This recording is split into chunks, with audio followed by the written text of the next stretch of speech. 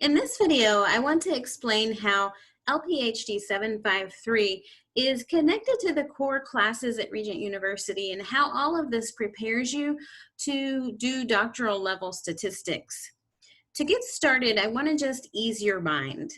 And if you've ever been with me at residency, we've probably had these conversations where folks are worried about they don't do well with math, or it's been a long time since they've been in college, and they're just extremely anxious about taking quantitative methods. So I want you to just take a deep breath and know that it's okay. It's okay to be nervous about statistics. And I want you to understand that when you're starting the doctoral journey at Regent, we don't expect you to know everything that you need to know by the time you graduate.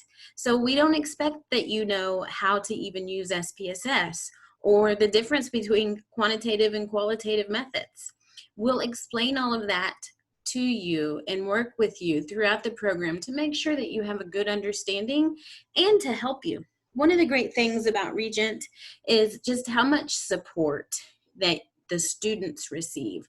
I was a student here too, so I know just how much preparation goes into the program to really help you as a student succeed. So just take a deep breath and enjoy the ride is what I usually tell folks, that we are here to help you and this is just one step at a time. So be patient with yourself and feel free. I encourage you to ask questions and to use the draft options in your classes just to make sure that you're on target with those assignments. So let's get started with this presentation. All right, this is an overview of the classes that you take at Regent University, and you'll see your core classes include 751 and 752. Those are your exegetical classes, and I have a little bit of information on that, on those types of classes later in this PowerPoint. Then you have the quantitative classes, 753 and 754. Each one of these quantitative classes build on each other. So in my class in 753, we're teaching you the very basic foundational steps of how to do research with a research question and hypothesis. We talk about different variables. We talk about how these instruments that we're using are deemed valid and reliable.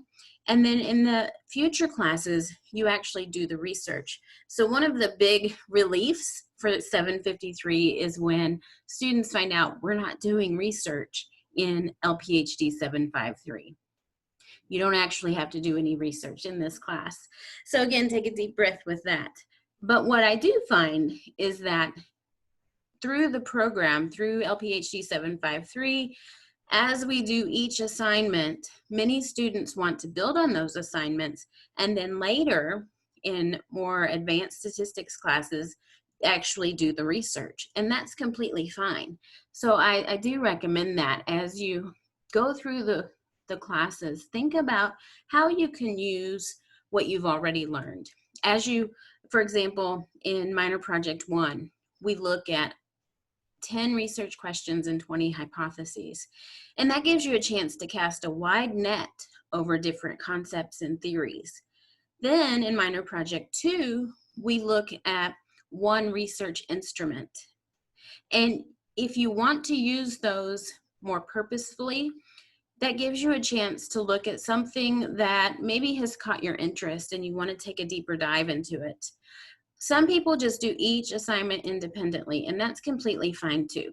But if you're looking to save time and be more intentional, it's completely fine that you do that. And then as you pick up on different theories that really catch your interest, feel free to take that path. I have some students that are very focused on generations, and they use different leadership theories, but their main demographic is Generation X and Generation Y as they go through this program. I have others that really love servant leadership, and they do every assignment they can on servant leadership. That just gives you a chance to build your library of research and to get familiar with the other scholars that are doing that type of research. It gives you a chance ultimately towards the end of the program to interact with some of those more established scholars too. So in this in this slide that we're looking at now, I like this slide because it gives you the overview of the whole program. You will have taken the library class and the 600 class by now. Those are wonderful foundational classes to help you learn how to use the library and to make sure that your writing skills are up to speed. Then as we get into the core classes, it helps you to see that you will learn exegetical research methods, which is more about how to interpret the Bible and how to use historical writing samples to understand who was talking, who were they talking to, what were they saying, what does it mean, and so on. The quantitative research methods, as I said, LPHD 753 is the start of that, where we learn more about research questions and hypotheses. But then as you move forward in 754 and 758, you're actually doing the research. You'll take your projects and put them into action. Qualitative methods is very similar. 756 and 757, you have more of an introductory class at first, and then an advanced class for you to actually do some research. And then 761 through 764 are your theories and concept classes. So that's where we're looking at specific theories. We're looking at group behavior and those sorts of things. These are the core classes that we need to help you learn about hundreds of theories.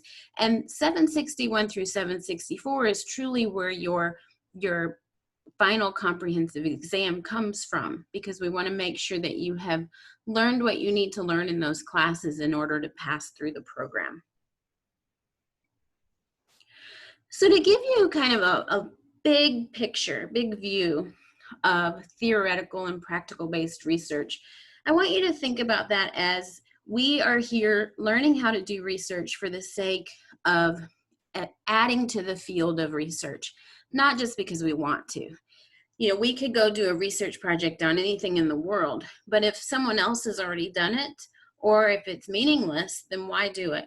So the doctoral level research is always theory-based. And what that means is we need to find a theory that relates to our research. So in the example of servant leadership theory, if we want to figure out what type of leadership style does Generation X and Generation Y respond to better, we can use different leadership theories to figure out, we can test that quantitatively to figure out which ones do they prefer, or how do they respond to these different theories. The next section here, there needs to be a logical reason for the research. I've already mentioned that, but we want to make sure that as we do research, there is some purpose behind it. And one of the easy ways to do that is to look at empirical articles and see what are the recommendations for future research. In almost every journal article, you'll see that section, and that gives you something to stand on to say, I'm answering the call by this group of scholars to do this research. And that gives us that logical reason to do the research. With that, we want to contribute to the field of knowledge. So either we're filling a gap or we're extending the field. What I mean by extending the field is just what I mentioned, where other scholars have specifically said, we now need someone else to do this type of research.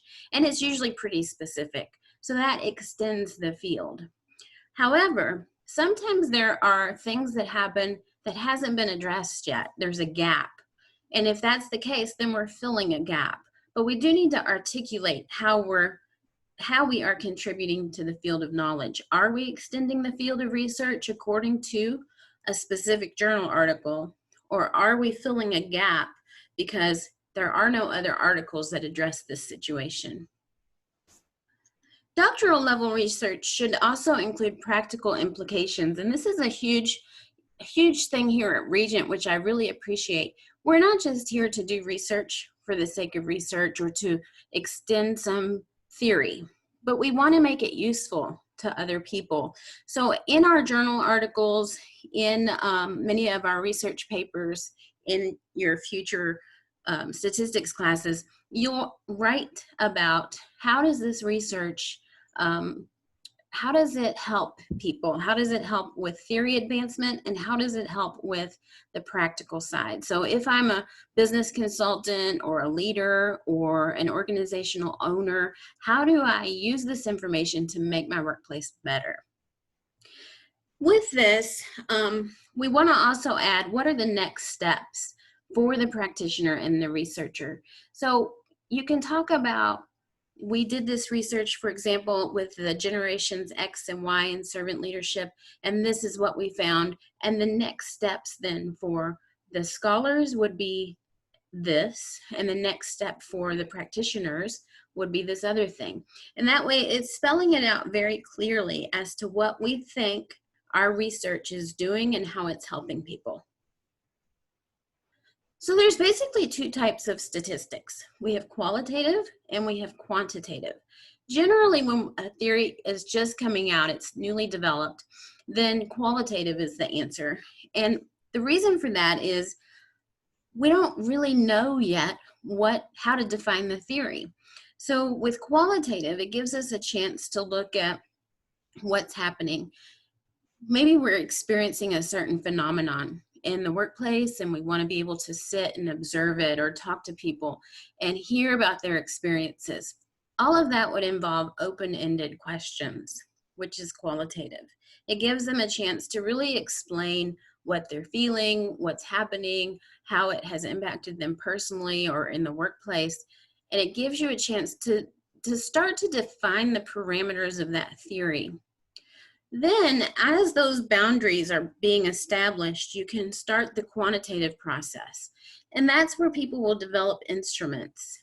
With those different instruments, we can really define the constructs and put some numerical figures behind it to figure out, for example, with servant leadership, agapeo love, trust, humility, serving. Those are some of the constructs that we look at.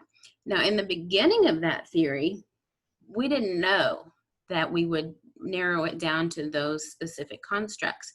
But as time goes on, then we start to see a pattern and we start to see the same things coming over and over. We call that saturation in qualitative data. Once you start to see that saturation and you start to see those patterns, then you can define those constructs in the quantitative side of research, and that's where the instruments come into play. Generally, with qualitative data, you're looking for a smaller subset of people because too many people all answering lots of open-ended surveys is a ton of data. And we just want to be able to get to the point of saturation. So we don't necessarily need 200 or 300 people to sit in focus groups and look at this phenomenon that's happening. Sometimes you do, but not always. With quantitative data, though, because it is numerical and it's usually processed through a system like SurveyMonkey and SPSS, it gives you a chance to have a lot of input through hundreds of participants. And with that, we can then start to see, can we generalize this idea to a larger population? So the purpose of statistics is really to have that scientific proof.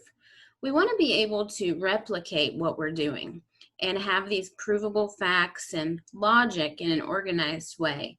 So if we go back again to the generation X and Y with servant leadership, if we're looking at it within one workplace, we want to be able to look at it again with a different workplace and get similar results. With this, we call that empirical evidence, which is proof measured by observation, documentation, and experimentation. As you go through your journal articles in the Regent Library, we call those empirical articles because they've done that. They're peer-reviewed articles where they have used this scientific method to go out and measure and observe these different phenomenons that are happening.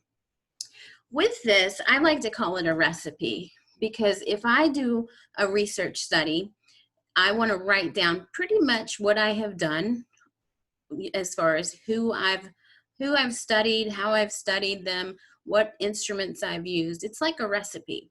And that way, if someone else wants to do a similar study, they can take what I've done and replicate that.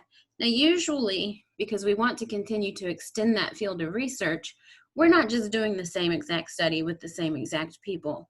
We're going to do it with either different instruments or a different set of people. But with that, we're extending that field of research each time. So I want to explain to you just kind of the process and that we go through with theory development and qualitative research. Usually it starts with the grounded theory. And this is where, again, we're just starting to see some sort of phenomenon happening and we're trying to understand it. So you start to talk to a lot of people and put your interviews together and then use coding services.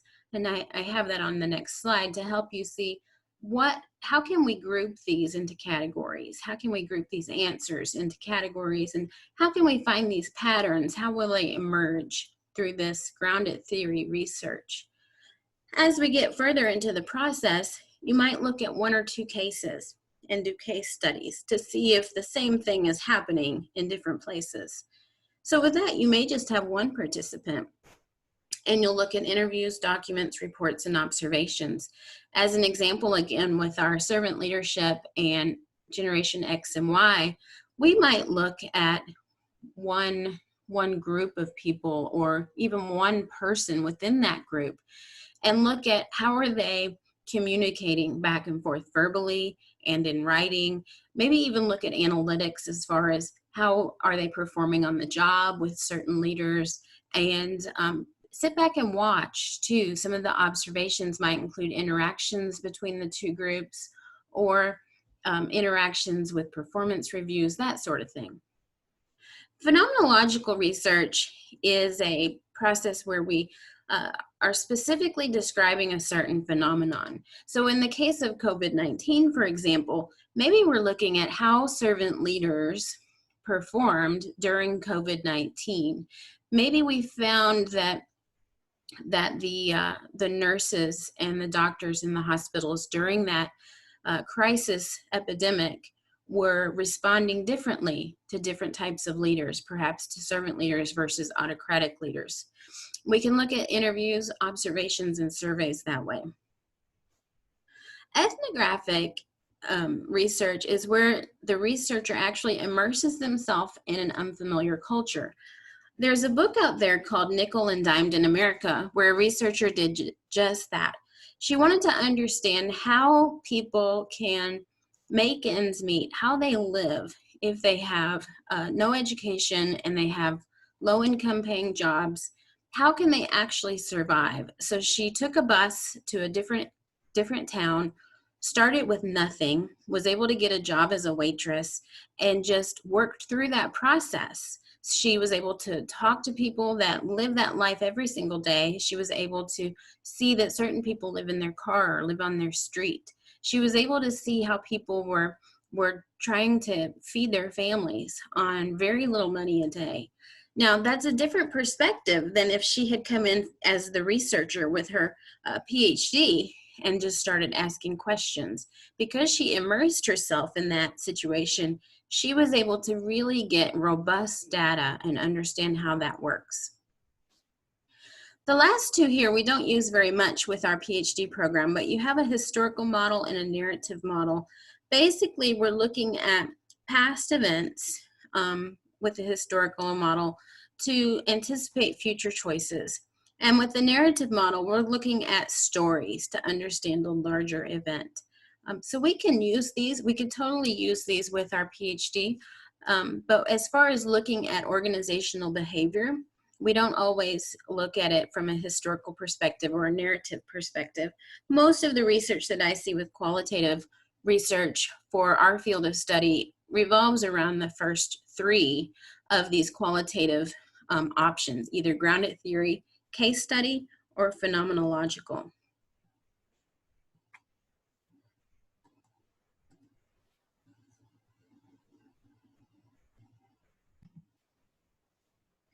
Two more types of qualitative research include hermeneutical and exegetical.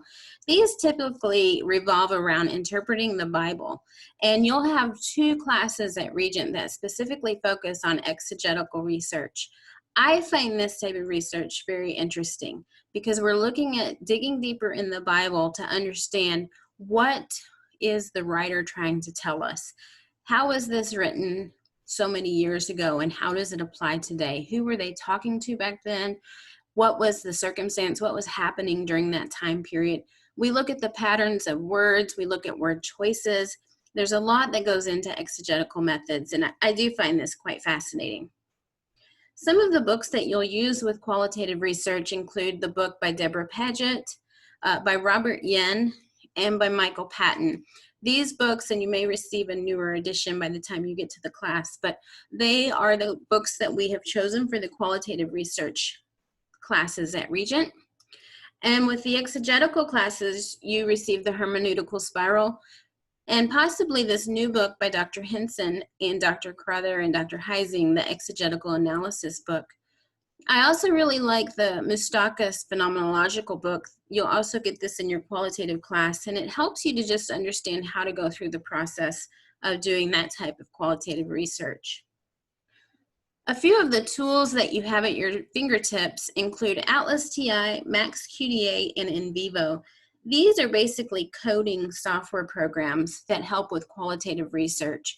When you go into to do a survey, maybe a vocal survey face-to-face, or you're doing it on the phone, perhaps you're recording it, or you have somebody typing notes as you go, you can feed that information into these software applications, and it gives you a chance to see those patterns emerge. All right, so let's talk about quantitative research.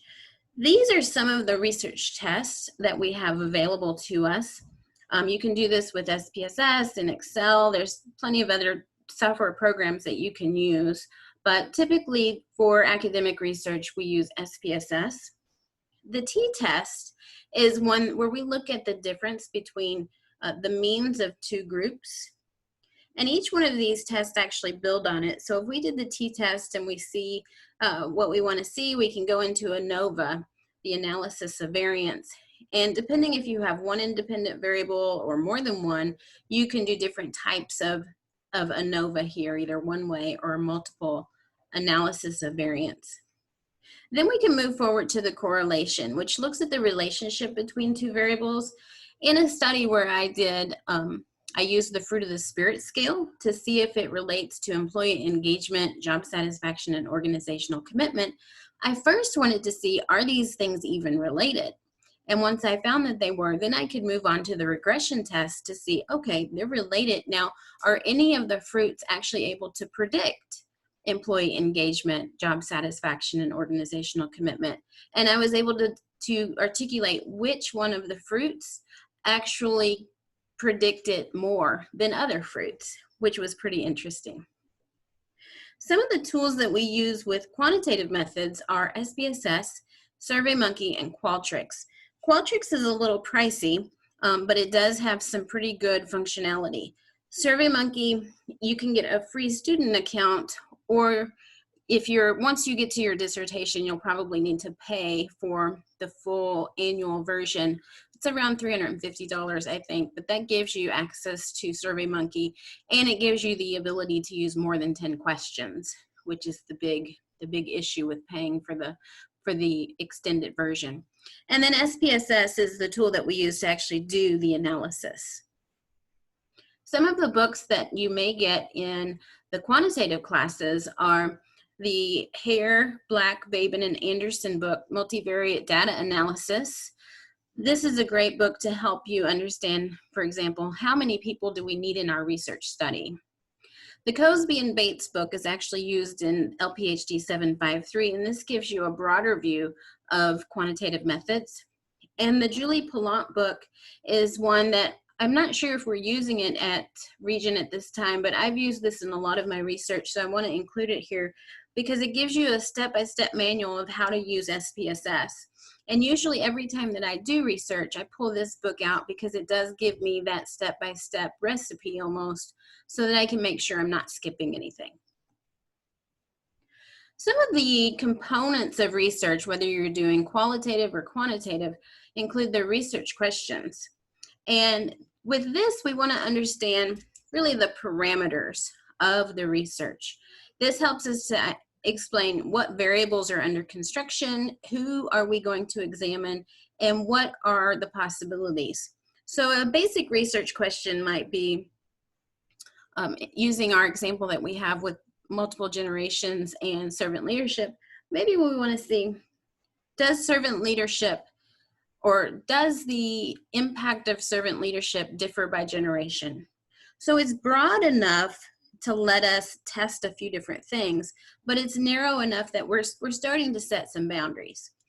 Then our propositions are usually what we use with qualitative methods. Here we use it in lieu of a hypothesis, and it helps us to see the link between two concepts. So in that regard, maybe we're just looking to see, is there even an issue there to research between servant leadership and different generations? And then it doesn't necessarily rely on testable data. A proposition is really more of just a thought process here, and we haven't tested it yet. So once we move into the quantitative piece, we add the hypothesis, and this is where we're going to test. Clearly state the variables of the research. So in this case, we want to explain that we're looking at servant leadership, and some of those constructs are agapeo love, trust, humility, and serving. We want to record the population being studied. In this case, we're looking at Generation X and Generation Y, and clearly state the predicted outcome. So we want to do this in a very basic, almost elementary way. Maybe we're going to say Generation X responds to servant leadership, in a certain way. And then we don't use null hypotheses in our field of study. We're going to talk a little bit more about the hypotheses and how to actually write them and articulate the variables in the hypothesis, as well as the research questions here in a bit. Along with variables, will help you to understand that you have your independent variable, which is your predictor variable, and you have a dependent variable, which is your outcome variable. So if you want, let's say you want employee engagement to be high, most companies do, then your dependent variable would be that desired workplace outcome of employee engagement. If we want to look at servant leadership as the way to make it high, then the independent variable or predictor variable would be servant leadership. In that scenario, we might say that servant leadership significantly predicts employee engagement, and that would be our hypothesis. So again, we could say servant leadership significantly predicts employee engagement. If we wanted to get as detailed as saying in Generation X or Y, we could say something like servant leadership significantly predicts employee engagement with Generation X. And that gives you a very clear hypothesis. We know exactly what we're testing for. The moderating and mediating variables, that's something that we'll get into in more advanced classes, but basically those are your interventions or a relationship between the independent and dependent variable. And then there are control variables. So perhaps we're looking at maybe age or gender has some type of relationship with our desired workplace outcome that we haven't factored in yet. We might look at even ethnicity or religion to see if those types of things. So if we're looking at high levels of employee engagement, is it possible that people of certain religions have higher levels of engagement just based off of their religion? So we could say when controlling for religion, servant leadership significantly predicts employee engagement with Generation X. When we look at control variables, we do want to look at other journal articles to see what have other people used as their control variables where they found some sort of connection. And then we'll use those same control variables in our research study. In LPHD 753, we have 2 minor projects and 1 major project. The first minor project is to write 10 research questions and 20 hypotheses. And we'll get into this in more detail once you're in the class and we actually cover minor project 1. But in general, we're casting a big net over lots of theories and lots of instruments so that you can see what's out there and maybe find a few things that you're interested in. This is a very critical assignment, as I want to make sure that you understand this because it's laying that foundation for future research. In minor project 2, we'll take one of those instruments and do a deep dive. I want you to understand how it was developed, why it was developed, and how do they make sure that it's deemed valid and reliable, and if there are any threats to internal validity. So we'll talk through all of that. And then in the major project, you're going to write a research proposal, which is basically the first 3 sections here: introduction, literature review, and methods.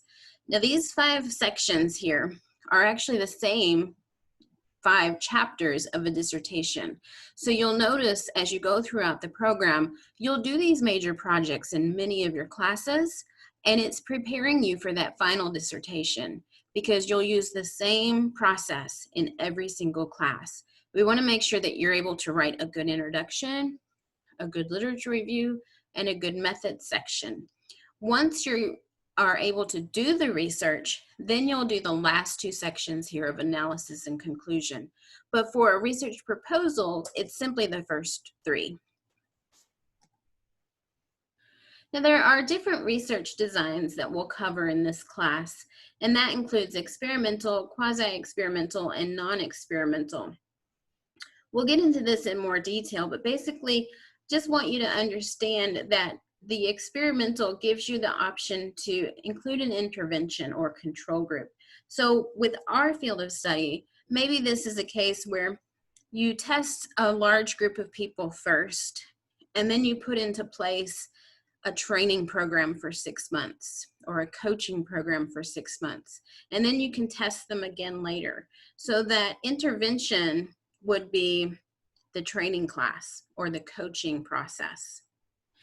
The quasi-experimental also includes an intervention, but it's not randomized. So this would give you a way to choose the people that you want in the experiment. I'm not sure that we do this as much, but it is an option. And then the non-experimental is a correlation method where we're just looking at 2 or more variables to see if they're related. With our research designs, we have cross-sectional and longitudinal. The cross-sectional looks at participants from different populations all at the same time. This is usually what we do just because our classes are short and we don't have enough time to do a 2 or 3 year longitudinal study.